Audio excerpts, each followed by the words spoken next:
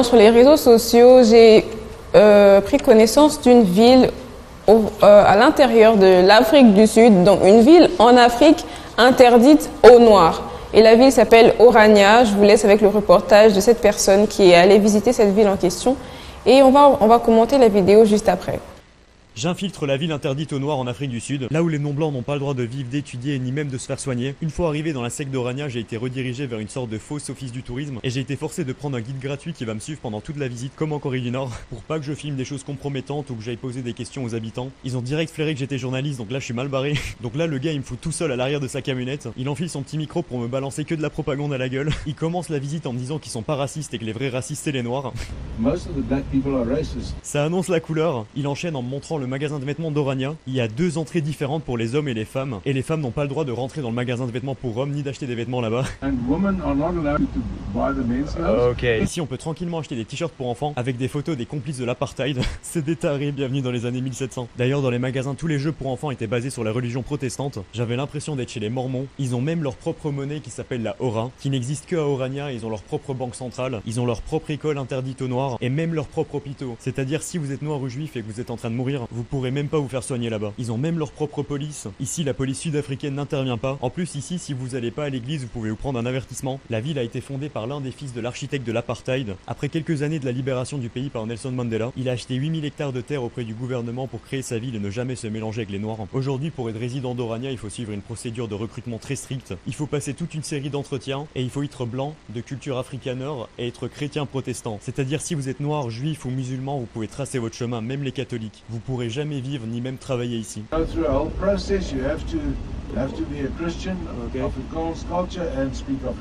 J'ai infiltré cette ville en changeant mon prénom et en me faisant passer pour un gros raciste pour gagner la confiance de mon guide et pouvoir explorer cette ville tout seul. Et ça a l'air de porter ses fruits. J'infiltre la ville interdite aux Noirs en Afrique du Sud, là où les non-blancs n'ont pas le droit de vivre, d'étudier ni même de se faire soigner. Une fois arrivé dans la secte... Cette vidéo plutôt insolite m'a vraiment étonnée de se dire qu'en Afrique, en 2024, pas dans les années 1900, non, cette vidéo est récente. En 2024, il existe une région en Afrique du Sud, Orania, interdite aux Noirs. Lorsqu'on dit interdit aux Noirs, ce n'est pas quand les Noirs rentrent, non, c'est interdit. Aucune personne de couleur ne peut entrer dans cette ville. Même si vous mourrez, vous saignez devant la frontière d'Orania, personne ne va vous toucher. Ils ont leur propre monnaie, ils ont leur propre système de compte, ils ont leur propre police. La police sud-africaine n'a pas le droit d'interférer dans les affaires d'Orania. C'est incroyable. Est-ce qu'on peut avoir les images du drapeau d'Orania, s'il vous plaît?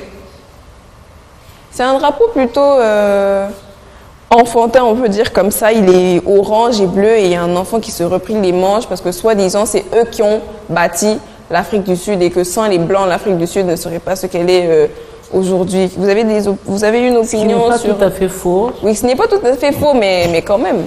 Ce qui n'est pas tout à fait faux, mais ce qui n'est pas bon aussi, c'est d'imposer aux autres vos choix. C'est un peu toujours dans cette histoire des homosexuels.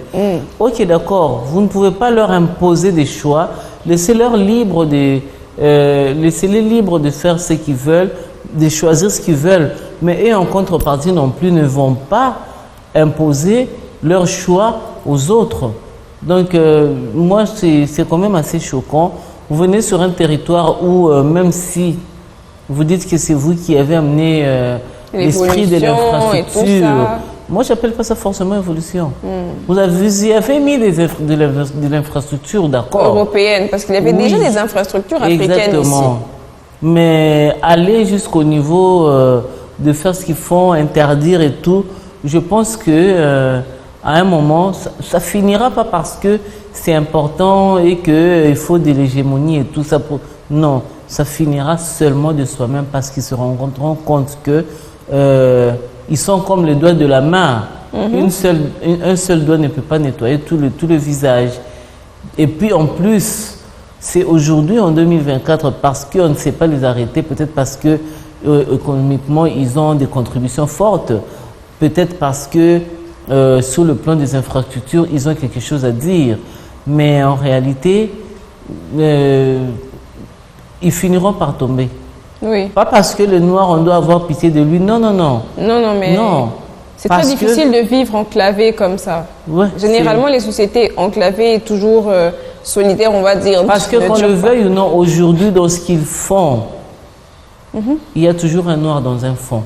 Même sur l'importation, même là où ils vont aller pour... Mais parce que les autorités... Même les véhicules qu'ils utilisent, est-ce qu'ils sont sûrs et certains que toute personne qui a contribué... Voilà, il n'y a pas un noir dedans. En fait, c'est là que je veux en arriver, en fait. Mais les Lesotho se trouvent au milieu de l'Afrique du Sud. C'est un pays et indépendant, en fait, aussi. Et il n'y a que de noirs, majoritairement. Malheureusement, j'ai l'impression que nous ne nous vendons pas suffisamment bien. Il faut aussi que, un peu comme les LGBT, que les noirs aussi commencent à créer des mouvements de manière particulière. De manière à dire que vous êtes chez nous, vous devez respecter quand même... Oui, parce que le plaisir de ces climats qu'ils ont, et spécifiquement au sud de l'Afrique, à la base, on ne peut pas trouver des blancs. Pour pas dire que c'est impossible, initialement, en termes de souche, on ne peut pas trouver de blancs. Donc si on marche, ne fût-ce que sur cette base-là, ok, d'accord, si vous ne voulez pas, prenez vos infrastructures, partez avec. Vous ne partirez pas avec. Donc, il faut qu'on puisse s'accorder. Ils finiront par tomber, ils laisseront. Parce que déjà, si ça prend la toile, ça veut dire qu'eux feront la promotion.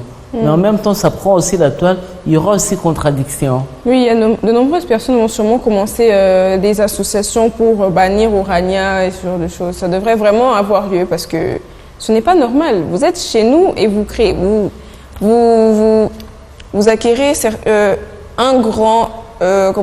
une grande surface de terre et vous nous interdisez l'accès à cette terre, notre terre, la terre de nos ancêtres. C'est pas normal. C'est vraiment très choquant. Donc, je vous invite à faire des recherches aussi personnelles parce qu'il faut faire des recherches dans la vie. N'attendez pas seulement d'apprendre d'ailleurs. Orania, ça s'écrit comment? C'est quelque Orania, chose que je O-R-A-N-I-A. Orania, okay. Oui. De quel côté? Au sud ou bien au centre ou bien au nord de l'Afrique du Sud? L'endroit n'est pas spécifié dans la vidéo et ni dans les recherches que j'ai trouvées. Je ne sais pas si c'est de se cacher ou bien, bon, peut-être... Parce que de toutes les façons, il y a aussi une déclaration universelle des droits de l'homme. Bon, c'est vrai, pour moi, je trouve que beaucoup de choses sont dépassées. C'est vraiment du slogan parce qu'il y a quand même beaucoup de populations qui se sont utilisées jusqu'à présent. Mais ça ne reste, c'est vrai, pas des slogans à 100%. Mais ça reste plus des slogans parce que quand on rencontre des espaces comme ça, aujourd'hui, dans le monde actuel, c'est quand même assez bizarre. Les gens peuvent se dire que le père fondateur a acheté ces terres, donc il a le droit de faire ce qu'il veut de ça, mais pas vraiment en fait. Pas vraiment, ce n'est pas normal de prohiber un accès à des personnes juste à cause de leur couleur de peau. Oui, mais c'est grave aussi parce qu'il y avait aussi un moment, seulement dans l'Afrique du Sud, là, où on pouvait écrire interdit aux noirs et aux chiens. Ah oui, hein, ce qui est assez grave en fait. Mais ça a eu lieu à un moment donné. Mais après, on s'est rendu compte que nous sommes la seule communauté de la création. Je ne sais pas, à moins que je ne m'abuse, parce qu'on ne sait pas trop comment les animaux communiquent. Mais nous communiquons, nous avons des langages et des langues. On observe un peu les animaux domestiques, on regarde comment ils font. Moi, je ne sais pas si ça veut dire beaucoup de langues ou beaucoup de langages, peut-être comment eux nous perçoivent, je ne sais pas trop. Mais en tout cas, nous sommes apparemment la seule communauté capable de transformer notre environnement.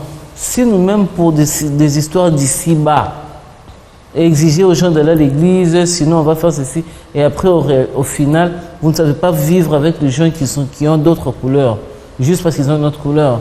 Je sais que vous êtes primitifs. Voilà. C'est vraiment ça le mot en fait. Les gens d'Orania essayer d'évoluer vraiment au niveau mentalité. On va passer à la vidéo suivante aussi qui a suscité beaucoup de réactions sur les réseaux sociaux. On voit la rappeuse artiste américaine Nicki Minaj qui arbore fièrement le drapeau congolais à l'Afro Nation. L'Afro Nation est un festival de musique africaine, afro, au Portugal. On va regarder les vidéos, on commente la vidéo après.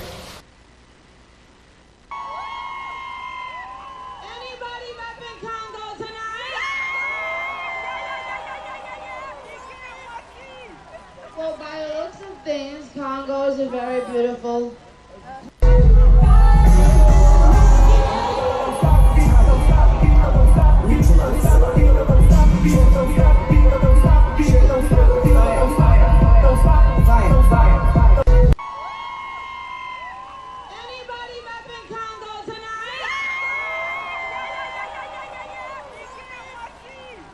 Well, by the looks of things, Congo is a very beautiful place.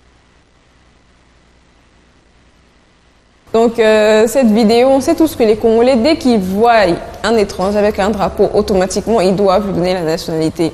Donc maintenant, Nicki Minaj n'est plus Nicki Minaj, maintenant c'est Nicole Mujinga. C'est maintenant une citoyenne congolaise.